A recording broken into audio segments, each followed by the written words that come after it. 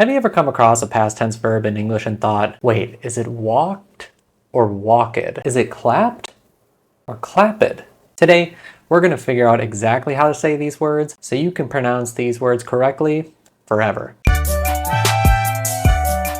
Hi, I'm Josh, and this is English Shortcuts, the video series where I help you learn the tricky parts of English fast. Today, we're talking about when to add an extra syllable to past tense verbs and when not to. Alright, so let's start simple. Most of the time, when a verb ends with ed, you don't add an extra syllable to the end of the word. Instead, all you do is add a soft t sound to the end. So practice that sound right now. Let's take a look at some examples. Walk becomes walked. Laugh becomes laughed. Call becomes called. Play becomes played. I'm not saying walkid or laughid. I'm keeping the word one beat, one sound, one syllable. Walked, laughed, called, played. Those extra syllables, they're not needed yet. All right, but then you're like, okay, so when do I add that little extra sound?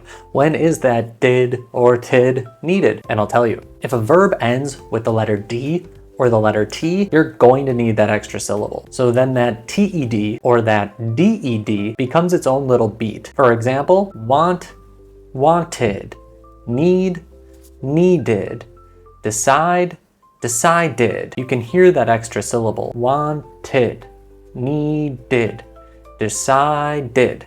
Okay, now let's try some together. Here's a list of some past tense verbs. I want you to pause the video, read through the list, and ask yourself, does this verb need one syllable or two?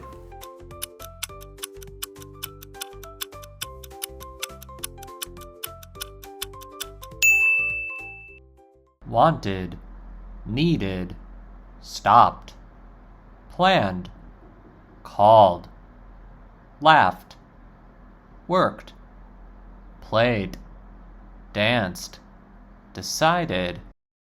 All right, how'd you do?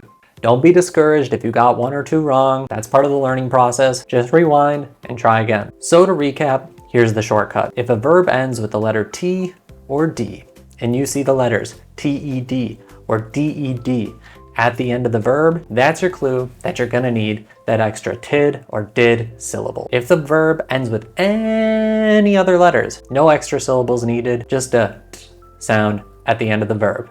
If you like this video, don't forget to subscribe and click the like button. Also, there's a free PDF worksheet you can download below. It's got a list of more verbs and a little mini quiz for you to try out. I'm Josh, and this was English Shortcuts. We'll see you in the next one.